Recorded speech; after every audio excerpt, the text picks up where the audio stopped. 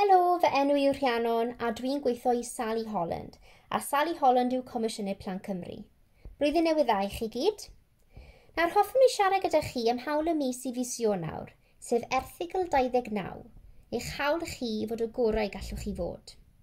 Nawr mae'r erthygl yma yn ymwneud gyda chi yn cyflawni eich gorau. Gallai hyn fod yn gyswllt ar gyfer ysgolion i osod targedau newydd, neu yn gysylltiad i chi yn eich cartref ar gyfer gosod addunedau blwyddyn newydd. Beth ydych chi am roi cynnig arnynt? Achos bod gan bob un ohonoch chi y gallu a'r hawl i fod y gorau gallwch chi fod. Felly hoffwn i chi feddwl am hyn, a nawr dwi am gosod her i chi feddwl am bethau hoffech chi wneud eleni. Efallai hoffech chi ddringo mynydd, neu cymryd rhan mewn digwyddiad chwaraeon, ysgrifennu stori, neu hyd yn oed gwneud ffrind newydd.